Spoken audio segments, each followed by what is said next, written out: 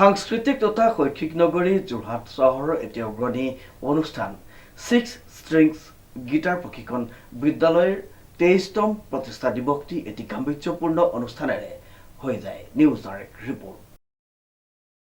সাংস্কৃতিক তথা শৈক্ষিক নগৰী যোৰহাট চহৰস্থিত 6 ষ্ট্ৰিংছ গীটাৰ প্ৰশিক্ষণ বিদ্যালয়ে গৌৰৱোজ্জ্বল 23টা বছৰ সম্পূৰ্ণ কৰিলে। উল্লেখযোগ্য যে সাংস্কৃতিক নগৰী যোৰহাটত সংগীতৰ জগতত এক উল্লেখযোগ্য স্থান দখল কৰি অহা 6 ষ্ট্ৰিংছ গীটাৰ প্ৰশিক্ষণ বিদ্যালয়ে সফলতাৰে অতিক্ৰম কৰিলে গৌৰৱোজ্জ্বল 23টি বছৰ। যোৰহাটৰ প্ৰতিভাশালী গীটাৰিষ্ট পাৰভেজ ৰহমানৰ একনিষ্ঠ প্ৰচেষ্টা আৰু সংগীতৰ প্ৰতি থকা গভীৰ অনুৰাগৰ ফলতেই এই শিক্ষানুষ্ঠানখন গঢ় লৈ উঠিছিল আৰু আজি ই এক প্ৰতিষ্ঠিত ৰূপ লাভ কৰিবলৈ সক্ষম হৈছে। দীঘলীয়া সময়ছোৱাত বিদ্যালয়খনৰ জৰিয়তে শতাধিক যুৱক যুৱতীক গীটাৰৰ সূক্ষ্ম কলা কৌশল শিকোৱা হৈছে। শিক্ষাৰ্থীসকলৰ মাজত সংগীতৰ প্ৰতি আগ্ৰহ জগাই তোলাৰ লগতে তেওঁলোকৰ সৃজনশীল প্ৰতিভা বিকাশৰ ক্ষেত্ৰতো এই প্ৰতিষ্ঠানখনে গুৰুত্বপূৰ্ণ ভূমিকা পালন কৰি আহিছে। মই গীটাৰ 23rd ইয়াৰ্ছ মানে চেলিব্ৰেশ্যন এটা প্ৰগ্ৰেম পাতিছোঁ আজি। প্ৰায় 75 মান ষ্টুডেণ্টে পাৰফৰ্ম কৰিব। তাৰ ভিতৰত বহুত আপোনাৰ ডক্টৰছো আছে যি পাৰফৰ্ম কৰিব আজি। অলপ এজেড হয়, আপোনালোকে চাব, লগতে ভাল লাগিব। একচুৱেলি মোৰ আজিলৈকে তেওঁৰ ওচৰত জেগা নাছিল, চ' তেখেতৰ দেউতাকে মোক ৰিকুৱেষ্ট কৰিছিল যে মোৰ ল'ৰাটোক আপুনি গীটাৰ শিকাব পাৰিব নেকি? মই কৈছোঁ মই নিজেই নাজানো, শিকি আছোঁ, যোনখন জানে সেইখনেই শিকোৱা। সেই তেনেকৈ আৰম্ভ হৈ এটা দুটা ষ্টুডেণ্টে আজি 6 ষ্ট্ৰিংছ হ'ল।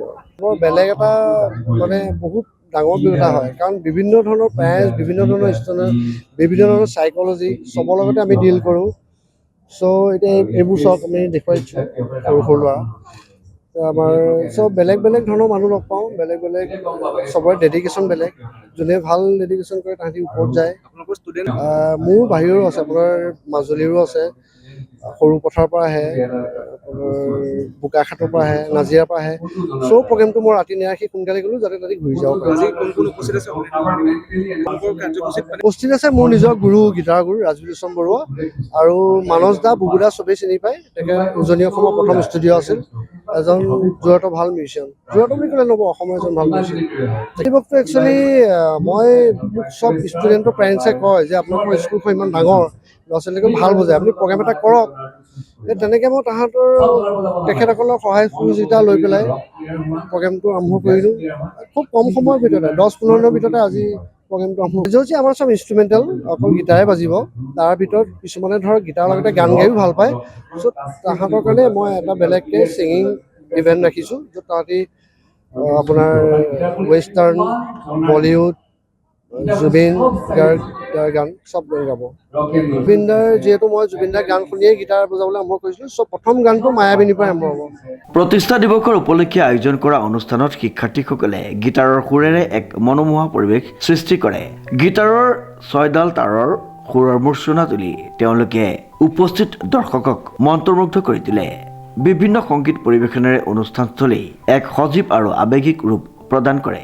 অনুষ্ঠানত অংশগ্ৰহণ কৰা সকলোৰে মাজত এক আনন্দময় পৰিৱেশ বিৰাজ কৰে আৰু বিদ্যালয়খনৰ দীঘলীয়া যাত্ৰাৰ সফলতা উদযাপন কৰা হয়। সংগীতৰ জৰিয়তে নতুন প্ৰজন্মক সঠিক দিশত আগুৱাই নিয়াৰ ক্ষেত্ৰত এই শিক্ষানুষ্ঠানখনে আগন্তুক দিনতো অধিক সক্ৰিয় ভূমিকা গ্ৰহণ কৰিব বুলি আশা প্ৰকাশ কৰা হৈছে। অনুপম বৰাৰ ৰিপৰ্ট, নিউজ নাও।